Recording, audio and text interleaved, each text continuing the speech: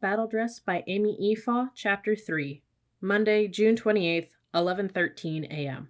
I opened my eyes to 4 windows and a window ledge over a radiator, 2 desks, 2 vinyl armchairs, and 2 single beds, completely covered with army equipment, mirrored each other on opposite sides of the room. A waist-high dresser, 2 wooden closets, and a sink with 2 mirrored medicine cabinets above it completed the room. The name tag Davis stuck on the corner of one desk drew me to the left-hand side of the room. A piece of paper on the desk told me to take 10 minutes to relax and get a drink of water before heading out again. It was signed by Cadet William F. Haywood, H Company Commander. It wasn't exactly a "we hope you enjoy your stay" card with a red and white peppermint candy beside it, but it was the only West Point welcome I had gotten today. The tag on the other desk read Quinn. New Cadet Quinn, my roommate. She hadn't arrived yet. I wondered what she looked like, where she was from, what her first name was. Would she want to talk to me as much as I wanted to talk to her? I leaned against the window ledge above the radiator and peered out of the half-opened windows. A green field of closely cropped grass spread before me. Granite buildings bordered the field, their long shadows stretching over the grass like cool fingers. And beyond the buildings, I could make out a faint outline of tree-covered ridges gently curving in the distance, a beautiful contrast to the bright blue sky. It made me feel better. I walked over to my bed and stared at all the equipment covering it.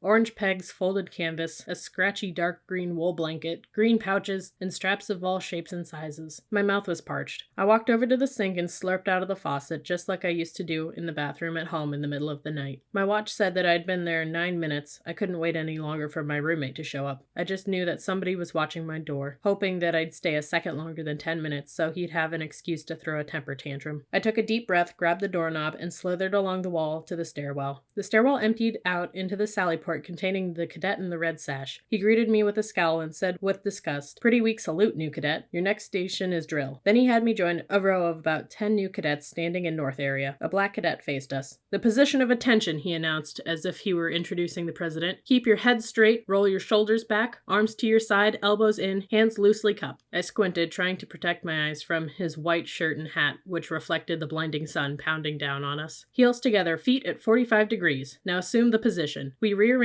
our bodies until we somewhat resembled our teacher. "For those of you who just joined us," he said, looking right at me, "I'm Cadet Black, no pun intended." His lips twitched. "I'm going to teach you sorry smacks how to march. When I'm through with you, you will look, act, and perform like soldiers. Got that?" "Yes, sir. You'll be standing tall and looking good, marching for your mamas and daddies later on today." Cadet Black grinned. "Let's play follow the leader. Left face!" When we all turned left, he yelled, "Forward, march!" With every beat of that drum, your left foot hits the ground, knuckleheads. Now in single file, each of us frantically tried to keep in sync with the persistent boom, boom, boom of the bass drum coming from some corner of the north area, some corner where we weren't allowed to gaze. Cadet Black continued to shout in a sing-song voice, "Left, left, left, right, left, on your left." He marched along to the left of us, shouting out new commands, while maneuvering around other new cadets who were charging through north area with bulging bags in their arms, or marching like we were. He taught us how to mark time, halt, present arms, order arms, and stand at parade rest. He also taught us to ping, West Point's version of speed walking, with stiff legs and hands cupped at our sides. "Learn to love it, Smacks," he said. "That's how you'll get around this place for a year. Pinging everywhere you go." When we were finished, Cadet Black marked our tags and marched us through another sally port, up some wide granite steps, and into a high-ceilinged medieval fortress-like building, which he called Washington Hall. He led us into a huge, dimly lit hall filled with long tables where miserable-looking new cadets were choking down sandwiches and guzzling water. Lunch. He finally stopped at the head of an empty table, set like a table in a classy restaurant with its white linen tablecloth and carefully positioned place settings, and commanded us to sit. "You see this place, Smacks?" Cadet Black asked. "It's called the mess hall.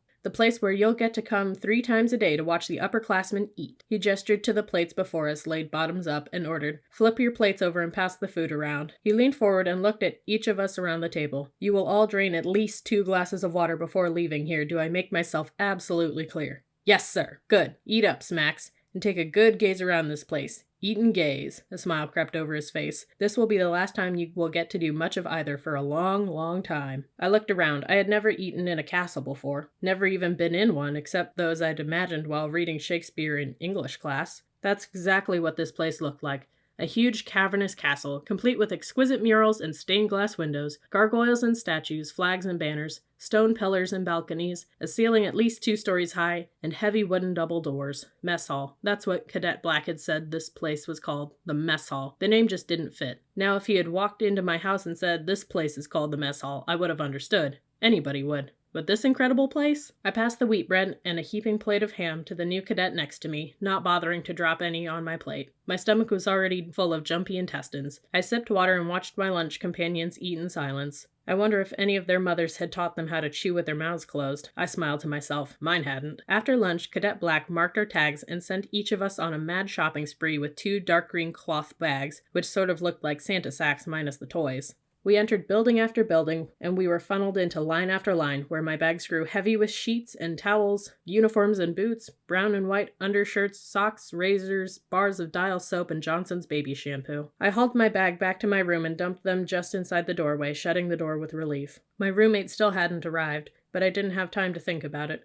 I wiped my sweaty face on my white t-shirt and slurped out of the sink, and left again to report to the cadet in the red sash. He snatched my tags and glared at me. His good humor from earlier had disappeared completely. "Did you get lost between here and the haircut line, miss?" Haircut? I resisted the impulse to touch my head. But I just got it cut last week. I had wanted it short, easier to deal with. "Sir, No excuse, right?" he growled. "Report to the haircut line. Post!" Before I made it to the short line formed at the edge of the sally port, I heard a cadet with a familiar voice say behind me, "You made it through half a day at West Point walking around in those?" I turned around. I tried to place him. Tan face, green eyes, dark hair, cut real short. The first sergeant? No. The cadet pointed to my shoes with disgust. "Where do you think you are, miss, prancing around in some fashion magazine? Preppy and West Point don't go together. This is not the Ivy League. This is the uncollege." I looked down at my shoes. I had been so careful to follow the instructions in the admission packet. It said if you didn't have a pair of black shoes, you could dye a pair black. I had sacrificed my favorite pair that I got from American Eagle, brown boat shoes, meticulously placing masking tape over the shoes' white soles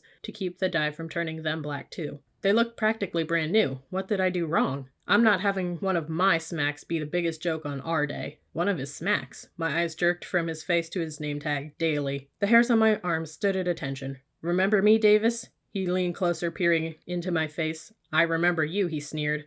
"Surprise, I'm your squad leader." As he marched me away, he said, "Yes, sirree, we're going to have some fun this summer, you and me. I can hardly wait." After fitting me with a pair of new black shoes so ugly that even my mother would have tossed into the Goodwill dumpster, Cadet Daly said, "Double time to your room, Davis. Dig white over gray out of your barrack sack and get it on."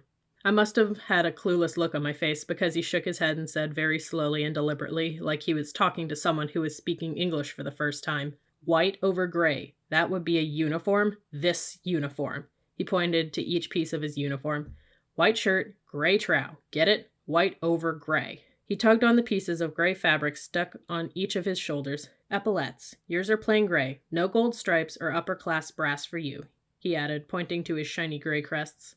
"Black belt, gold buckle. Hat." He tapped with his index finger. "Mine's white. Yours is gray. Name tag and white gloves." He checked his watch. "I'll be by your room to check you off in a while. Move out." Back in the safety of my room, I frantically tore into my barracks bags. By the time Cadet Daly knocked on my door, my pants and shirt were on, and I had found my hat and black belt, but no gold buckle. My black shorts and white undershirt were crumpled on the vinyl chair, and the contents of my barracks bags were strewn on the floor from the foot of my bed to the wardrobe closets. "You need a V-neck t-shirt under your shirt, Davis," he said. "Gold buckle for your belt, gold crest for your hat, your name tag, and white gloves. I'll be back in a minute, and you'd better have them in your hot little hands." He slammed the door. I had just thrown the undershirt over my head and was slipping on my shirt when Cadet Daly once again announced his presence with 3 hard knocks. "You decent, Davis?" I started fumbling with the buttons of my shirt. "Yes, sir." Cadet Daly banged open my door. 6 new cadets, all guys, tripped in behind him. "These are your squad mates, Davis," Cadet Daly said. He turned to the line of new cadets standing behind him in the position of attention. "Square her away, 3rd Squad. You've got 5 minutes." He stuck his head back through the door. "And keep the door open at 90 degrees. That is not a request. I don't want any hanky-panky going on in here." He disappeared down the hallway. "We gotta keep the door open 'cause there's a girl in here?" asked one of the guys. "Man, that blows." With the door hanging wide open and all, that's just asking for abuse. We might as well have had one of us stand out in the hallway waving those guys right in here. "Yeah, well, Hickman," said a guy who looked like Jimmy Fallon with a buzz haircut. "We'll be asking for abuse if we don't get her ready by the time Cadet Daly gets back." He looked at me. I was stuffing my shirt into my pants. My undershirt was already soaked, and the wool pants clung to my sweaty legs, making the task nearly impossible. "What do you need?" he asked. I bit my lip. "Well, my hat," I pointed an elbow toward the hat at my feet, "needs the gold thing on it, but I can't find it. Or my belt buckle. My gloves are, I looked around the room. Oh, on my desk, and I need to put my name tag on my shirt." I finished cramming my shirt into my pants and shoved my hand down into the back pocket. "I got it here." I looked at the unhappy faces in front of me. These guys were going to be with me all summer. We were supposed to be a team, and here I was already dragging them down. Not exactly the kind of first impression I wanted to make. I cocked my head to one side and whispered, "Sorry, guys." "No problem," Jimmy Fallon's look-alike said, gazing around the room. "Looks like your roommate didn't show. We all had ours to help us out." He smiled, offering me his hand to shake. "I'm Christopher Boguslavsky. My friends call me Kit." "Hi, Kit," I said, shaking his hand. "Andy Davis." I was impressed. No one my age had ever shaken my hand before. "Cool, Hey, Ciro," he said over his shoulder to a black guy standing near my sink. "Help me find that crest and belt buckle." They started tossing stuff all over the place. An Asian guy with the name tag Ping walked over to me. "You need to pin your name tag on your right pocket," he said, pointing to the pocket that covered my right breast. "Line it up with this seam," he pointed to the flap, centered on the button. I took the clasps off my name tag and tried to stick the plastic pin into my pocket the way he told me. "Like this?" He shook his head. "It's crooked. You kind of have to eyeball it." He pulled the name tag off my shirt, his hand brushing against my pocket. "Oh, sorry," he said, his face turning an interesting shade of red. A guy with sun-bleached hair, a lifeguard tan, and the name tag Miguel stood behind Ping and waved my gloves. "Don't forget these." "Thanks." I took the gloves from him and held them between my knees so my hands would be free. "Found the crest," Ciro yelled, holding it up. "Great," Boguslavsky said. He tossed Ciro my hat. "Screw it onto the hat." "The name tag needs to go about here," Ping said. He reached his hand toward my pocket again, then pulled it back. "We only have 2 minutes left, guys," shouted a tall guy with dark brown hair, looking nervously towards the door. Ciro was fumbling with the gold crest in my hat, swearing furiously under his breath. I looked at Ping. "Hurry up, just stick that name tag on, and then I'll put the claspy thing on." "Damn it," Ping said. "What?" I looked at Ping. "Is he mad at me?" "Quick, somebody throw me the belt," Boguslavsky yelled. "Dammits," Ping said. "Those clasps are called dammits. Could you, unbutton your pocket?" The guy called Hickman, who had complained about the door being open, tossed Boguslavsky my belt. "Sure." I attacked the button. Boguslavsky jumped over to me and started shoving the belt through the belt loops on my pants. "Hope you don't mind, Andy, but I need to know how long this has to be." No, it's okay." I held my stomach in. "'Cause they're such a pain in the butt." Ping pulled at the flap of my pocket and stuck one end of the name tag into the fabric. "You lose them, they're small, they pinch your fingers." He grinned. "Dammits." "Hey, watch it," Boguslavsky said. "We've got a lady in the room." "Oops, sorry," Ping said. "Then again, some people call them frogs." "What are you, Ping?" Hickman sneered. "Some kind of walking military manual?" He went to stand behind Ping. "Oh, that's right." He looked around the room. "Y'all, this guy's a sergeant in the U.S. Army." "Correction," Ping said, stabbing the flap with the other end of the name tag. "Was a sergeant. Now I'm a knucklehead." "Anyone got a knife?" Boguslavsky sighed. "Yeah, right. A knife in this place? This thing could wrap twice around her waist. I need to cut—" "What is going on in here?" Cadet Daly stomped into the room. My attendants melted away from me and slid to attention. The half-pin name tag dangled from my shirt pocket. "I don't know what you weak, lily-livered perverts have been doing with that female classmate of yours, but I do know that I gave you 5 minutes to square her away, 3rd Squad. 5 minutes. He paced back and forth, in front of the wardrobe closets, kicking my newly issued items out of his path. "I didn't give you 6 minutes, 3rd Squad, and I didn't give you 5.5. I gave you 5. 5 means 5. He rubbed the back of his neck and continued to pace. "Are you gonna leave a minute late when you know that artillery's coming into your position? Artillery's on time, on target, and you're dead." Then he stopped and faced us with his hands on his hips. "Time management's everything, 3rd Squad." Our chattering teeth and knocking knees applauded appropriately. 4:25 p.m.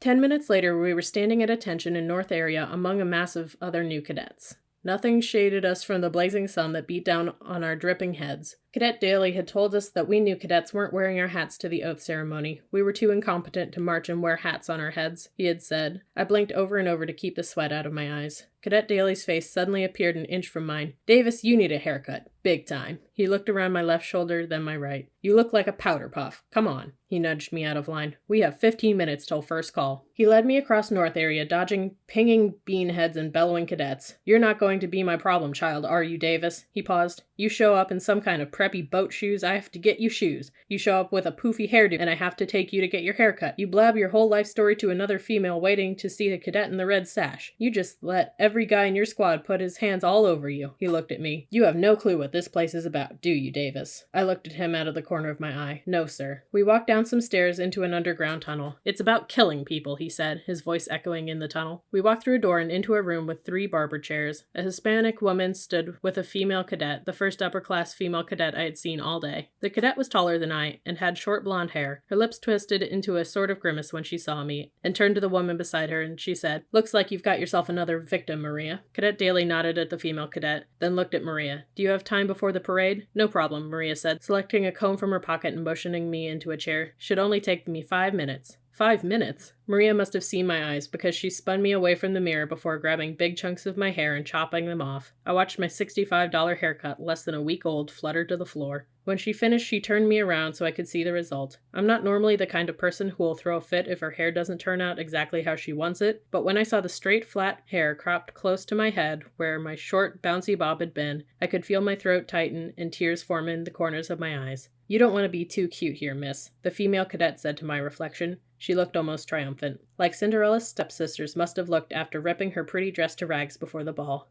The cadet leaned closer, her blue eyes locking with my brown. "Be outstanding," she whispered, "but don't stand out."